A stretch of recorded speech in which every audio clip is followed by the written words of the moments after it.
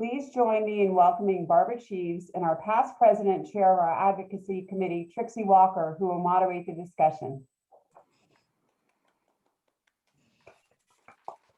Good morning, everyone. Thank you so much for that, Trudy. We are so excited to have Barbara here this morning. What a great bio, Barbara. Being comfortable, being uncomfortable. What a great topic for today. There's so much talk about, diversity and inclusion. Today, our guest, Barbara, will, help us start the conversation. We did ask her to provide a few questions. We provided her with a few questions to get the conversation started.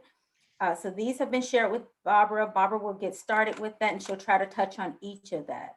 However, we do want to hear from you all. So if you could take advantage of the chat, I'll try to moderate that with her when she opens up for questions. So thank you and welcome, Barbara.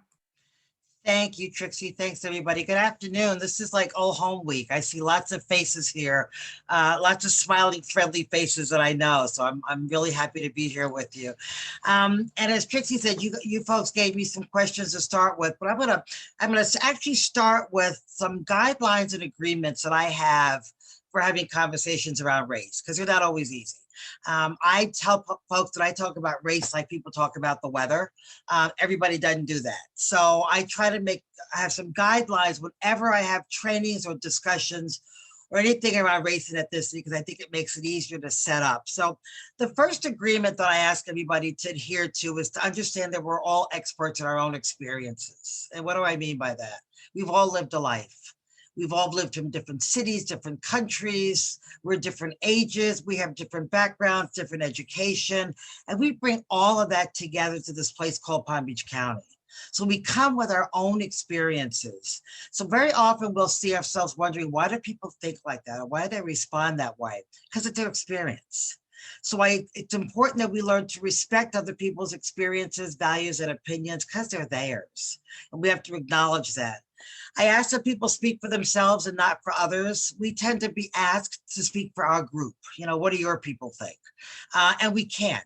So we shouldn't try to speak for our entire group, but we shouldn't ask anybody else to. We can only speak for ourselves. I can't even speak for every woman in my family, much less every woman from my race.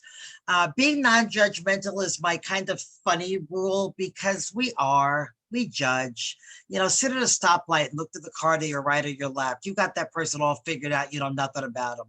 I was in Publix the other day and I was looking at the person's cart in front of me and I found myself wondering why she had all these sweet syrupy drinks when she had 3 children. What do I care? We just judge them. That's what we do. So I always ask that we working on being non-judgmental. My favorite agreement is that we say ouch and then educate. I'm fairly certain that most people do not wake up in the morning and say, I'm going to go out and offend somebody today. We do it because we say things people find offensive, but we don't even know what we said. So imagine if you could just say ouch. And ouch means I found that offensive, but educate means you got to tell me why.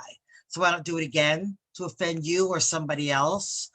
I always ask for confidentiality because I ask people to be open in my sessions. So I want to be sure that everything that's said there stays there. And I ask everybody to take risks because we don't always have a chance to talk about these topics. So today's your chance. Anything you thought you wanted to talk about today, I'm open to within the time constraints that we have.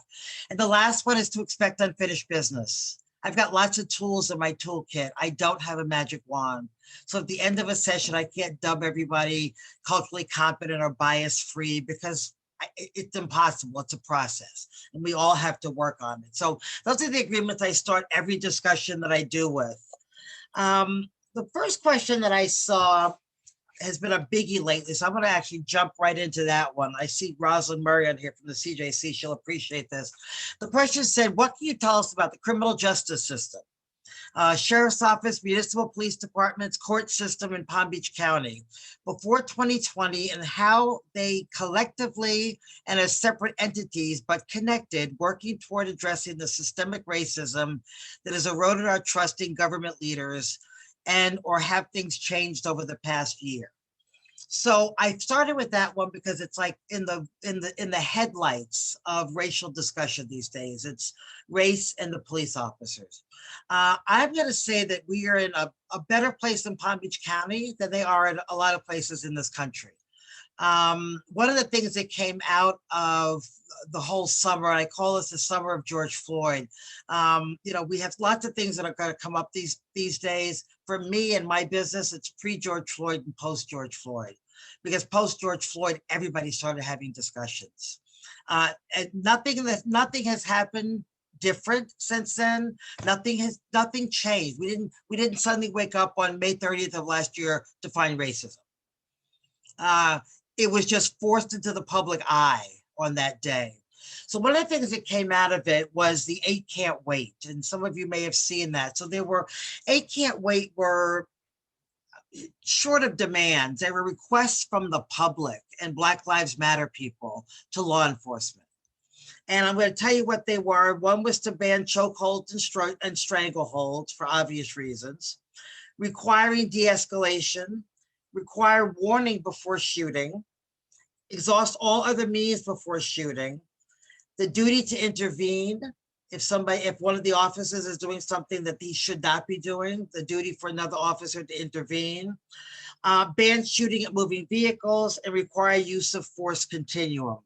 And require comprehensive reporting so that people couldn't leave one police department because of bad behavior and go get hired by another. I will tell you that I've been sitting on the Criminal Justice Commission for the past 12 years. And in response to a lot of this, our Black elected officials in Palm Beach County came forward to the county commission and said, so what are our police doing? We're looking at the rest of the country. What are we doing here? Excuse me, very dry. And we sent out questionnaires to all of our police departments in Palm Beach County. We have 37 municipalities. We have about 31 or 32 police departments in Palm Beach County, plus a sheriff's department. We sent out a questionnaire, and I will tell you that almost all of them were already doing these things. They were already there in writing. I will also tell you that as far as public displays, and I say that in quotes because I don't read every police report. I'm looking at some folks. I'm looking at Nellie, who's the defense attorney, who's probably got thoughts going as I say this. But I will say that on its surface, our law enforcement departments are doing very well. There are individual things. We have a group of law enforcement police chiefs who come together on a regular basis. And at the CJC, we've been going all over Palm Beach County, doing police and community engagement work, and most of them have been positive. We've had a couple of really problem people in the audience, not problem people with issues that they've addressed with law enforcement that are being addressed back. I would say we're in a pretty good place in Palm Beach County as it relates to law enforcement. And I can say that happily, because I look at what happens around the country. In fact, somebody on one of our calls not long ago asked, toward the end of 2020, we had a meeting with police chiefs, and somebody asked how many police shootings had there been in 2020 in Palm Beach County. The answer is 1. And it was toward the end of the year, and it was a Florida highway patrolman that shot somebody in Delray Beach. Had gotten off the highway, so there was only 1. 1 is too many, but there's 1. So I think that should make us feel fairly good. Someone also asked, and I think this one was key. After a local or national event that impacts people of color, as a person of color, is it appropriate for me to start the conversation among colleagues, or should I allow them to initiate the conversation? This one is huge for me because after George Floyd, several organizations, and some of you are on here, had me come and talk to your organization. I couldn't come in because we were in COVID lockdown as well, but we had Zoom conversations with several organizations, a couple of law firms, a legal department at one of the large entities, several nonprofits, and a few cities had me come in and just lead conversations. People spent the summer very confused. We had the George Floyd on May 30th, but before that was Breonna Taylor, Ahmaud Arbery, then the George Floyd, then all of the protests and what we were seeing happen in the street. People of color, Black people in this country, were frightened, scared, sad, and quite frankly, mad. And they weren't going into the office so much because most of the offices were on pandemic lockdown. So you didn't have that cubicle to cubicle chat. And even when people were in the office, Black people were feeling like, this is going on in my community and I can't talk about it. And they say you shouldn't talk about some things at work, but I spend more time at work than I do at home. And then white people were saying, well, I didn't say anything about it because I didn't know what to say. So basically nobody was saying anything. And it was extremely uncomfortable. One of the women on one of the calls said, nobody's even noticed that I haven't been talking lately. And the reason she hadn't been talking was because her son lived in Georgia, blocks from Ahmaud Arbery, the young man that was shot by a father and son. And her son was a jogger, like Ahmaud Arbery. She couldn't sleep at night. She was petrified for her son. People had their kids off at college where things were happening. People's kids were out protesting and they were afraid they would get killed. And quite frankly, with the whole police and community thing, I had particularly Black men saying, I don't want to drive at night because I'm afraid I'm not going to come home alive. So what do you do in the workplace? My answer is you do talk about it. Your people do spend more time with you than they do with their families, and very often with their friends. But how do we talk about it? I have a set of guidelines for you. The first is that when you do, it shouldn't be the first time you reach out to people. I mean, you should be taking the pulse of your staff on a regular basis. People or your colleagues that work in close proximity to you. You want to know how you're doing.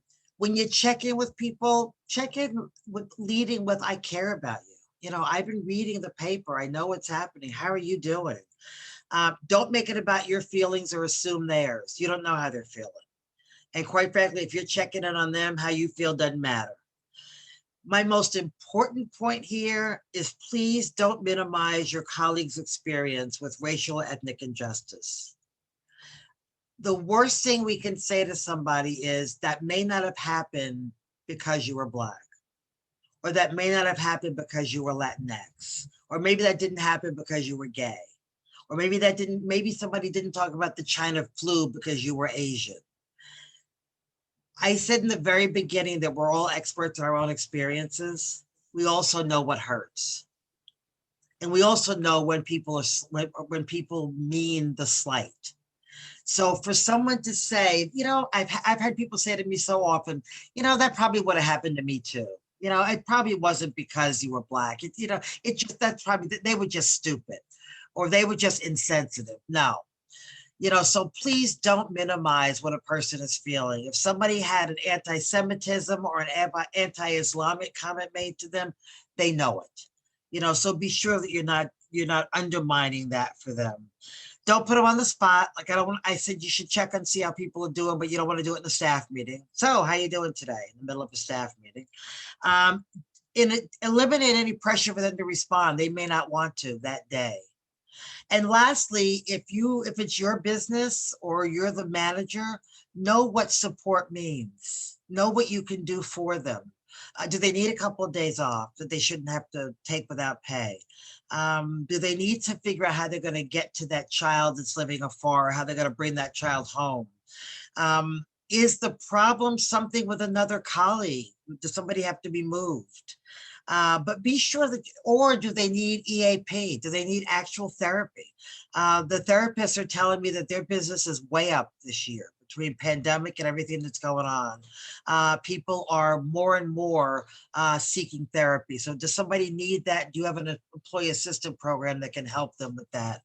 And I think that's important to know, because the worst thing, I have a book around here someplace that says you can't talk about that at work.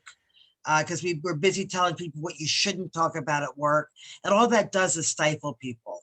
So be sure that you do give them that outlet and an easy way to do it. How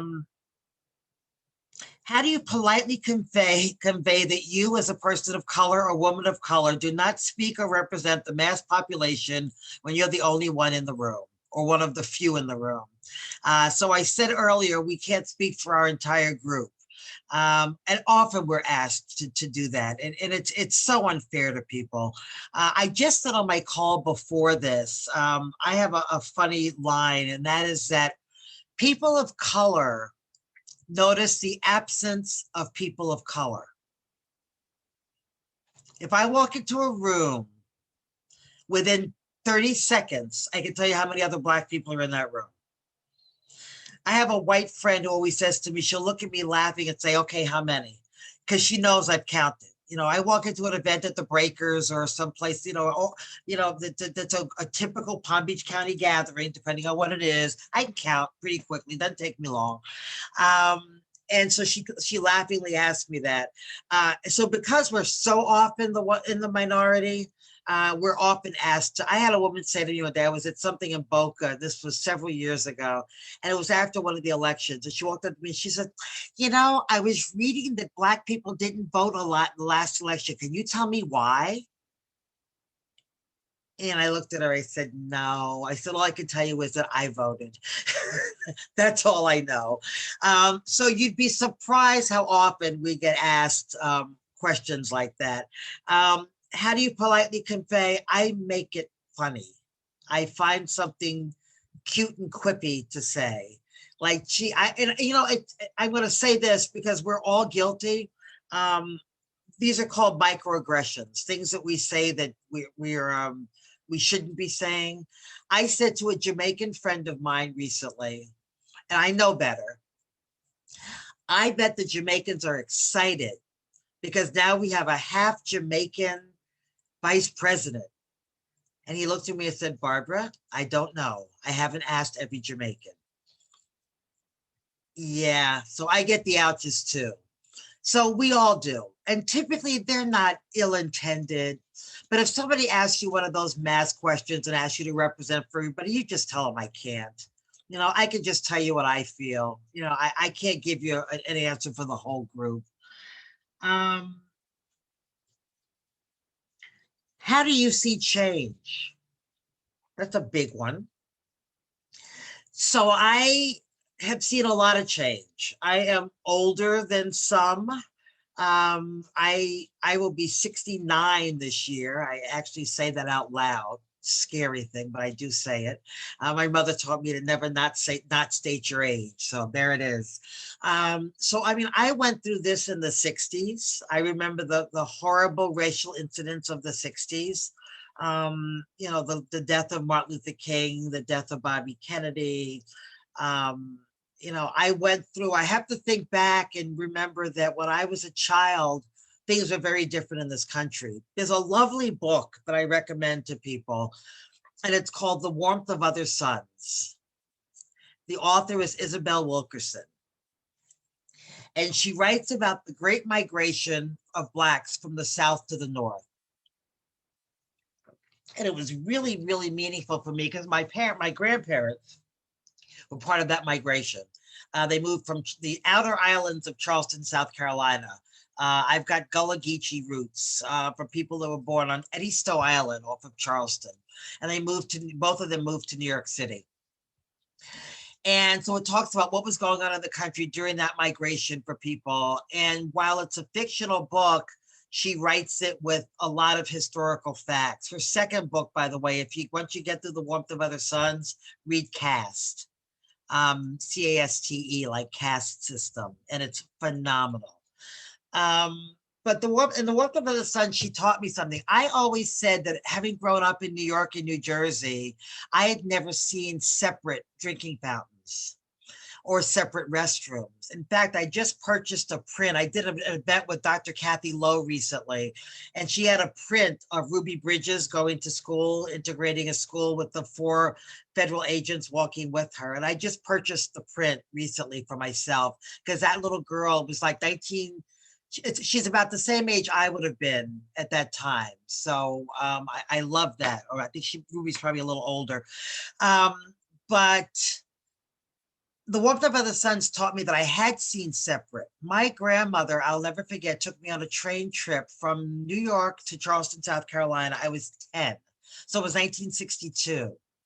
I didn't know until I read Isabel Wilkerson's book that they didn't integrate the rail cars until 1964 or 5.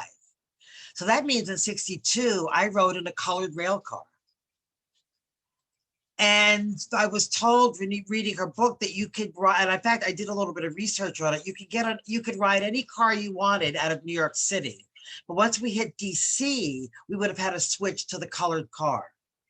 So I guess my grandmother figured we'll just put her in the car she's going to stay in. So that's where she put me on the train. I knew we had a shoebox, and most of you won't know that Black folks used to travel with a shoebox full of fried chicken and sandwiches in the car or on the train because we couldn't eat anywhere. So I knew we had our sandwiches, but I didn't realize it was a dining car on that train for other people. So how has it changed? A lot in my 68 years, but not enough. So we went through the Civil Rights Acts of the 60s, but I also have to remember that in my lifetime, some people still couldn't vote.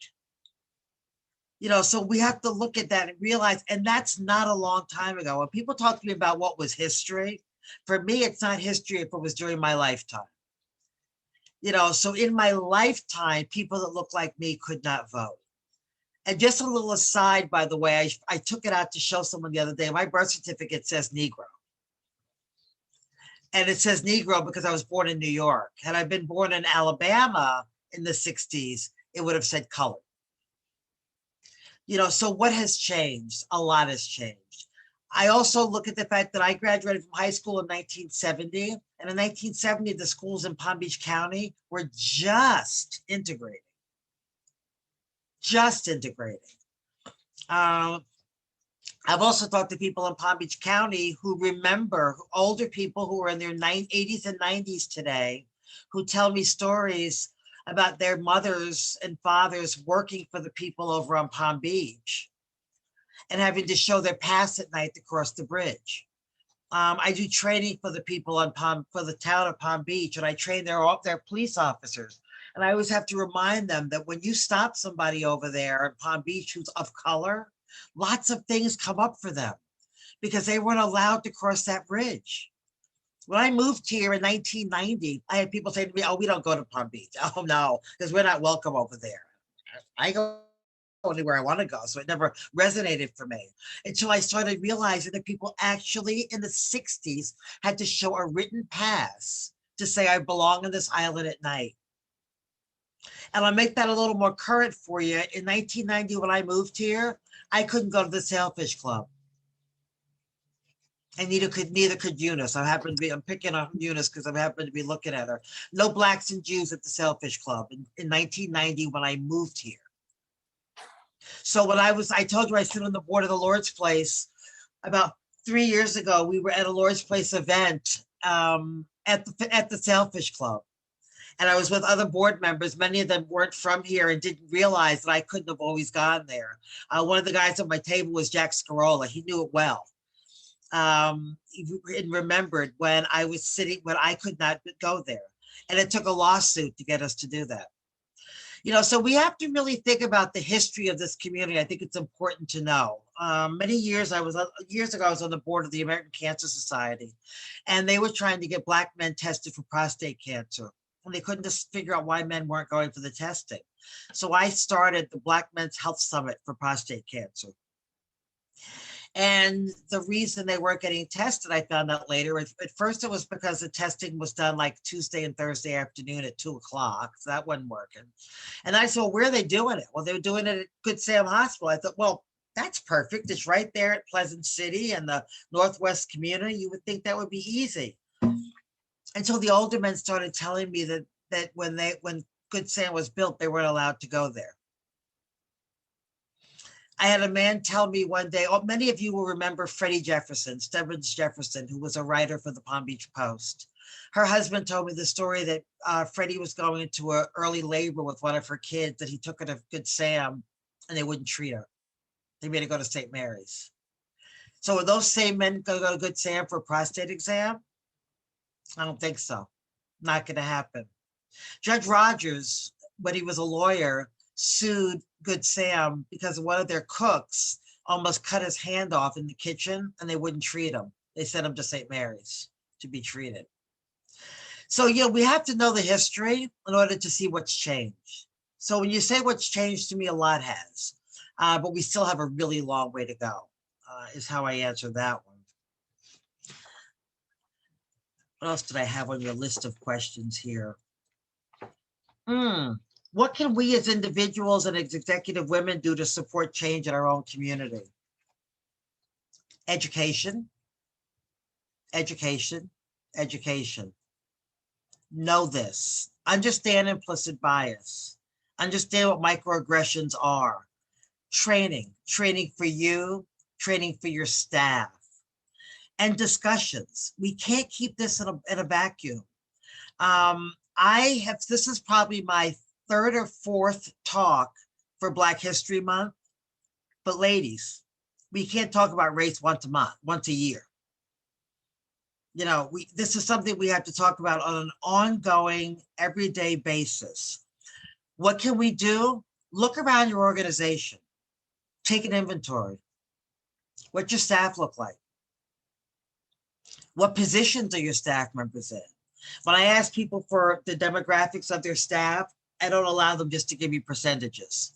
Because if a city tells me, because I do a lot of work with municipalities, if the city tells me that they have, I don't know, 37% Black employees, I want to know where they are. And if they're all in sanitation, that doesn't work for me. You know, so we have to see where people are situated. What's your board look like? Have you taken a look at your board of directors? Who sits on it? And are the same 3 people of color on 17 boards? Rosalind, remember the board marketplace? I remember that, trying to train people to be on boards. Who are your vendors? Who are you buying things from? One of the best examples I've ever seen on growing minority vendors came out of Office Depot many years ago. And actually, it was 2002 I learned this, because it was when we were in leadership Palm Beach County that we learned this, because Office Depot was one of our stops. And when as computers really started to come into, you know, popularity, you know, we all have those, or had those cans of spray that you spray your computer with. And suddenly that was a thing. You know, it wasn't a thing before that. And nobody was making it because there was no need for it. So who was going to make this? So what Office Depot did is they scoured the country and they found a Black-owned firm that made hairspray. So if you can make hairspray, you can make anything that comes in a can and you spray. And they helped them to retrofit one of their plants so that they could make the spray air to clean your computers. That is an organization that really cares about diversity. And they really cared that their vendors were diverse as well. Look at your policies. What kind of policies do you have? Remembering that this is a very broad county. What kind of diversity do you have with the Glades? I know Caroline's out here someplace. You know, what's your relationship to the people in the Glades? I've sat on committees before that. I'm a big fan of moving my committees around the counties. If it's a countywide committee, it can't just be in one place. So I'm a big fan of moving meetings. And so one time I was holding one of our meetings out in the Glades, and somebody said, "Oh, since we're going to the Glades this time, can we start an hour later?" No, because when the people from the Glades have to come in, we don't start an hour later, now do we? So there's so many things that we do that we don't realize how we exclude people, but we do so easily. I'm not looking at the chat, so Trixie, before I go to the other questions on here, you just tell me if there's anything in there. So no, there's no new questions. We do have a lot of shout outs to you. They love the agreements that you shared in the beginning. You've been hitting on some great points. You know, like no one person represents a particular group. We love it. So everything's excellent. I do think I, as well as someone else, may want to know the name of the books. So whenever, you know, maybe at the end you can share the names of the books or the name of the author. Isabel Wilkerson was the one I talked about. Christensen, okay. Wilkerson. Wilkerson. Yeah, Isabel Wilkerson. I'm trying to get her here as a speaker. We Awesome. brought Brian Stevens a few years ago. She's next on my list to bring as a speaker. As a community leader, what have we got right so far? Somebody asked. This is a start. There are more conversations. I am looking around the screen, and I don't want to leave anybody out of this discussion, but just from looking at the screen, I've done work with Children's Services Council is on here. Discover the Palm Beaches is on here. Leadership Palm Beach County is on here. Palm Beach Atlantic, I saw somebody on here. I saw Primetime on here. All of those organizations I know are actively doing work in the space of equity, in the space of inclusion. Girl Scouts, Lisa. If I'm leaving anybody out, I'm only talking to the ones that I know that I've actually interacted with and worked with. You have to do that. Cross, I know, has done this, where I've done work with them in the past. So we want to be certain that there's no quick fix. You can't do a training this year and then you're done. And we really have to understand the terms. I was with the group I was with this morning. I went through a whole thing on the language of diversity and inclusion. It's easy to define race and racism and equity and diversity. But when we started getting down into structural and institutional racism, it was another story. Then we have to really start to think a little bit deeper, because it's really important for us to understand that racism in America goes way beyond individual acts of meanness. Some of you have been through the Racial Equity Institute. We say in the Racial Equity Institute, it's not individual act of meanness. We also say that we can put all the real racists, the individual racists, on a big old spaceship and send them off to Mars, and we still have racism in this country because our institutions are steeped in racism. When Ed Bielek was elected sheriff in 2000, I remember I was in his office, and it was a horrible article that his daughter was a white nationalist, and people were accusing him of all kinds of things. And he said to me one day, "Barbara, do you think I'm a racist?" And I said, "Absolutely not, Ed. I've known you for years." Ed became a Lutheran priest after he left the sheriff's department. And I said, "But ask me another question. Ask me if I think you run a racist institution, and I'll give you another answer." Because he didn't create the sheriff's department or the jail. We sit on the Criminal Justice Commission, or I sit in the Criminal Justice Commission, and we know that close to 70% of the inmates in that jail are Black. Or Black and Hispanic, Black or Hispanic. I think it goes up to like 85% when we go at Black and Hispanic, and all people of color. That's not okay. And I had somebody there tell me one day that, well, if that's who's committing the crimes, then my response was, no, that's who's getting arrested for the crimes, not just who's committing the crimes. And why? When we look at jobs in this community, we look at transportation in this community, we look at healthcare in this community, is it equitable? And the answer is no. So it's not individuals, it's institutions. And when we sit and take a good, solid, long look at our institutions, we have to be honest with ourselves if we're missing the mark. And that's what we can do as leaders, and we can bring it to people's attention. I saw Charlotte just put one about REI. I am a firm believer in the Racial Equity Institute. Lots of people in this community, we have thousands of people in this community that have gone through REI training. I'm thrilled that the Economic Council just recently did the 3-hour version, their groundwater training. If anybody's interested in really looking at the roots of racism in this country, reach out to me and I'll try and get you plugged into one of them. We do them constantly. We've just added another piece of it called the Latino Challenge to look at how race exists in Latin communities. So race is a huge part of our lives in this country. So we really can't have a discussion about anything without adding race to the discussion. And to not add it is to do a disservice to your organization and to the community. Got it. because we leave out an entire part of the population when we don't. Thank you. Great answer. Hey, so I got a couple questions coming in. How do we deal with the trust issues created by the Trump years? That wasn't fair. Uh-oh. I work really hard at being nonpartisan in this very partisan world we live in. Trump did not create I have my own opinions of Donald Trump. He didn't make racism in this country, and he didn't make the trust issues. Those trust issues go way, way back. It just got put on steroids. And I dare say that a lot of the problems came from 8 years of having a Black president, because there are people who never accepted that. So it started long before Trump. There would not have been a Trump had there not been 8 years of a Black president.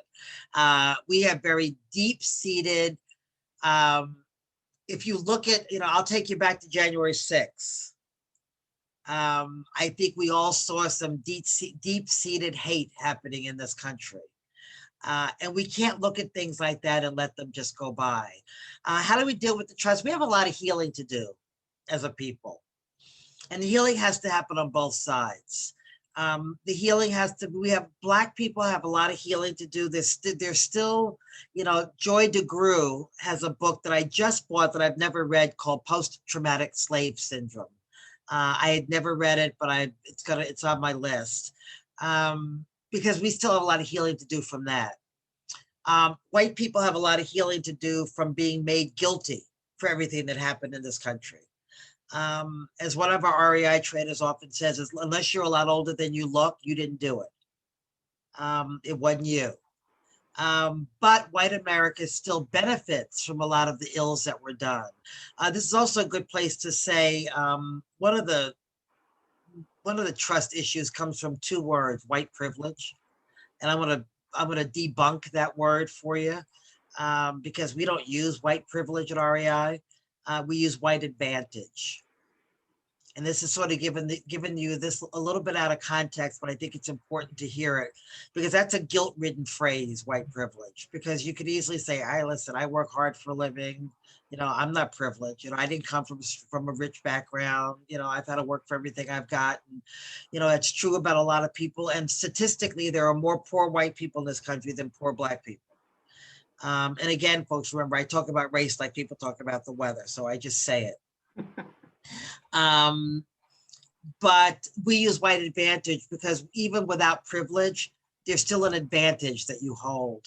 I heard Carrie Howard say one of the best things. We were in one of our police forums. Carrie alluded to white advantage, and she said, I don't have to panic if I come to a rolling stop at a stop sign. I don't have to panic if the light is out over my license plate, or if I have a tail light out and I'm driving. She said, but many of my clients do, because that can be an excuse to stop a lot of people. So, there's some of us respond to getting stopped by the police a little bit differently from others. And as she put it, it's not a panic for her, but she talks to people every day for which it's a huge panic. So that's the advantage. So I hope that resonates okay for some of you that are pushed back by, and for you people of color on the call, when you want to have that discussion with people, it's a much easier way to talk about it when you talk about advantage than trying to talk about privilege, because it's hard to tell people that they're privileged, unless they're living, extremely wealthy. Anything else in there? Yes, ma'am. How to, I hope I'm saying this right, how to avoid perceived tokenism when recruiting diversification in board membership.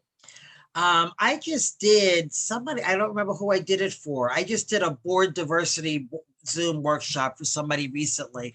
One of the things is you be honest. What I recommend people do is take stock of your board. So list all your board members, list all the names of all your board members. Now, for some of you, depending on what you do, some of you may have board members that are given to you. There are a lot of people who have board members that are school district members or some government member that are handed to you, but still list all of your board members. And across the top, list the demographics. So what race they are, gender, because that's important as well, and what their profession is. So, and then see where you have gaps. What are you missing on your board? I was going to say you're missing lawyers, but I don't think there's a board in Palm Beach County that's missing lawyers. They're usually very lawyer heavy. But if your board has something to do with health and you don't have enough healthcare professionals on there, if your board has something, if you're missing a finance professional on your board, if you maybe need somebody from social services, if you need an accountant on your board. So now you know what you're missing. So now you're missing a demographic and you're missing a profession.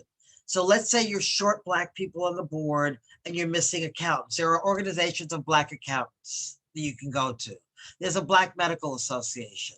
There's a Black Lawyers Association, F. Malcolm Cunningham. There's a Black psychologist or a mental health providers organization.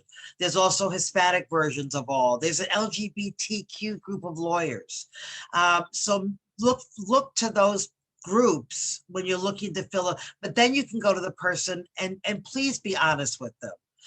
I realize that my board is not diverse. I need more African Americans on my board and we don't have accountants. I hope that you'll consider joining my board.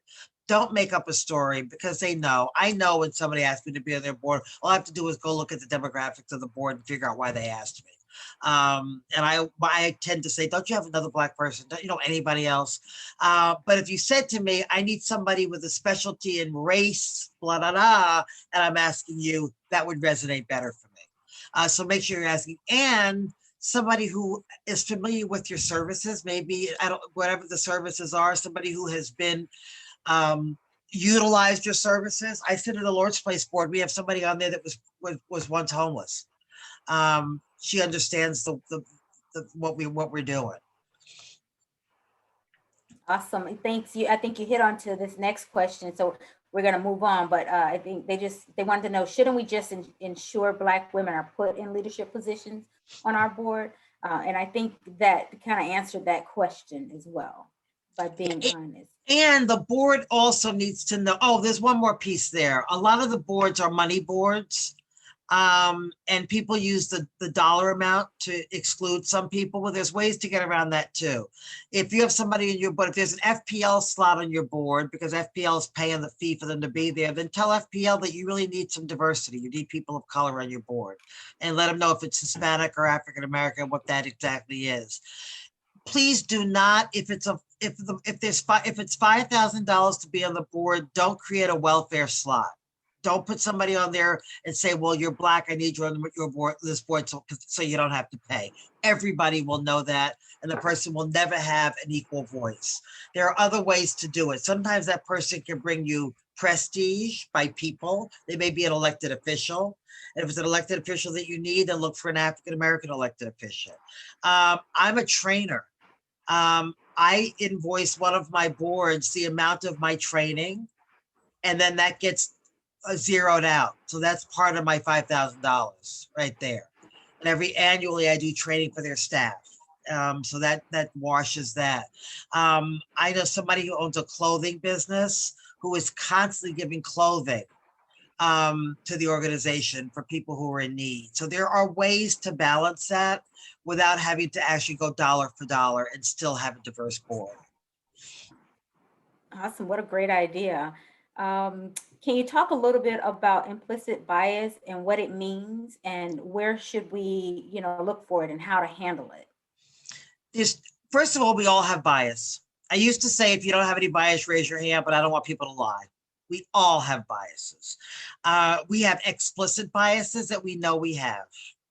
And if I asked you right now to write down 3 of your explicit biases, you could. You might not want to, but you could. It might be as simple as you're driving on 95 in the left-hand lane, the person going in front of you is going 40 miles an hour, you think it's a senior citizen. As I become a senior citizen, I don't say that quite as quickly anymore. Or that new person comes in your workplace, you go, oh God, another millennial or another Gen Xer, or now we got Gen Z. Those are biases. So we all have them. The explicit biases, don't worry, because you know you have them, you can manage them and control them. Implicit biases are biases that you are not aware you have, and they don't resonate with your conscious thoughts. Implicit biases live in your unconscious mind. And if you've ever taken a psychology class, you know that your unconscious mind processes 95 to 98% of what you process through your mind in the course of a day. So if your implicit biases live in your unconscious mind, they're running your life. So example, if you've ever been in one of my classes, you've heard this one. University of Chicago, if you've done REI, you've heard this one. University of Chicago and Harvard did a study on resumes. They created 5,000 resumes to apply for 1,500 jobs. The resumes were all identical, meaning by identical, I mean equal job, equal education, equal job history, well formatted resumes, good references for everybody. And, but the only thing that was different were the names. So they went to Massachusetts birth records 25 years before the study was done and took the names most given kids by Black mothers and most given kids by white mothers. So half the resumes had Emily and Greg, the other half were Lakeisha and Jamal. If somebody tells you Lakeisha or Jamal are waiting to see you, are you expecting a white person? Probably not. So when they sent these resumes out, Emily and Greg get 50% more callbacks for every job than Lakeisha and Jamal. And you should know that the hiring authorities were diverse. They were Black, they were white, they were Latino, they were men, they were women, they were all ages. It is that implicit in their mind judging Lakeisha and Jamal differently than they judge Emily and Greg. There have been studies done around jury selection, very similar. So your implicit mind is working all the time. You have to really stop. I had to realize, I tell on myself a lot. So I had to realize that I had a bias against tattoos. I mean, but real. You know, like I didn't want to go in that person's aisle in the supermarket because they had tattoos all up and down their arm. I mean, that's not, I mean, makes no sense, but that was me. So if you can work at making your implicit biases conscious and realize you have them, then you can manage them. But until you know that you have them, there's nothing you can do about it because your unconscious mind is running all the time. By the way that you pick a person for a job, picking a lawyer, picking a doctor. What are your biases when it comes to that? And you don't even, we're not always aware of what our biases are. So that's our jobs, to identify our own biases. Some people have accent biases and they don't realize it. So it's about identifying the biases that are unconscious. Thank you for that, Barbara. I kind of lost my connection there, so I may have missed a couple of questions. I apologize. The next one is, can you please distinguish between fit and belonging? I don't know that there's a difference. I think they're one and the same. I think that they're both inclusion. There's a difference between diversity and inclusion. Diversity just means we have diverse faces and we've hired a little bit of everybody. Inclusion means that they fit and that we listen to them and they're a part of the conversation and a part of the decision making, and we're actually listening to them for what they bring to the table. I think fit and belonging are one and the same. I think that they're both different from just diversity, because diversity doesn't mean anything. You know, diversity just means you hired somebody. Doesn't necessarily mean you listen to them. I've been asked through the years by several different firms to be a part of an RFP or something they were going for as a diversity person. And basically my skill set didn't really fit with what they were doing. So I wasn't a fit and didn't belong. They just needed somebody at the table. That's just diversity. And quite frankly, insulting. There's a lot of people that make money that way, though, just being that face at the table. It doesn't appeal to me. I have too much mouth for that. I got to be speaking. I think we have time for one more question, and I think this one is quite important, or I would love to hear the answer. Should white population or white community that wants to begin to learn do so from a white or Black facilitator? Say that again. Should a white community that wants to begin to learn, should they do so from a white facilitator or a Black facilitator? when I can, I do a lot of my work in a team with a white facilitator. As Convergent Associates, I was careful to have added recently a white trainer to my trainer cadre, because I think sometimes things are better heard from two people. If you've gone through Racial Equity Institute, you know that we always have Black and white trainers at the same time. I have to be very careful how I say this. I can speak on this because I speak from experience.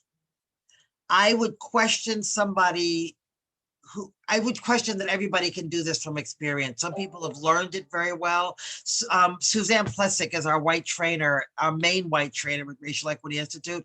She's amazing, just amazing. She could teach anybody. She feels it, it's in her spirit. I think any of us, you have to really study it and learn it to be able to teach it. So I say that to say that anybody can, but you really, really, really have to have studied it. And I recommend you do it with two people, with both, so you're hearing two voices, if at all possible. If you're talking about an all-white community. Workplace, I don't know that it matters, but if you're talking about community where people live, I think. Thank you so much for your time. And I apologize if I'm going in and out. So, and if I do, Holly or Amy kind of take over, I want to thank again, Barbara, for your time. I want to thank every one of you joining today. I hope that you all learned something and can take something from here. So we know that conversations about racial injustice are louder than they've ever been before. And people are starting to share their stories to educate others. So one of the things that I can take away from here is we need to check our own bias and take action. But again, I want to thank you all, the advocacy committee. I want to thank you for agreeing to put this event together, for agreeing to open up about having these uncomfortable conversations. Our advocacy committee could also use some more support. So if you would love to join our committee, we meet again on March 9th at 8:30 via Zoom. So we do invite you to attend, even if you want to be a fly on the wall and listen. I am going to turn this back over to Holly or Trudy to kind of close us out. But again, guys, this was very important and I truly learned a lot, and it means so much for me being part of such a great organization and board. So again, Barbara, thank you much. Thank you. Trudy, did you want to say something or? I just want to thank, can you hear me okay? I just want to thank everyone for attending today. And don't forget to go to our website, EWPB.org.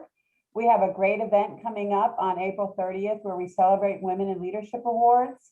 And we're looking forward to that. And thank you, Barbara. That was a very insightful presentation. I learned a lot. Thank you. Thank you. And if you're not a member, there's also information about membership on the website as well. So you can join that advocacy committee because we hope to be some voice of the change in the community. So thanks again, Barbara. It was awesome. Thank you. Thanks for having me.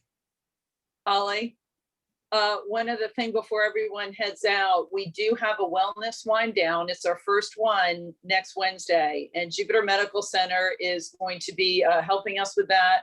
It's all about breast health, and we're going to be doing those quarterly. So we have a lot of events and programs going on with executive women, and we'd love to have you all check in. So please come if you can. Thank you, Katie. That's Katie, our chair of our programs committee as well. Thank you, everyone, and have a great rest of the day. Thank you. Bye. Thank you, Barbara. Thank you. Great to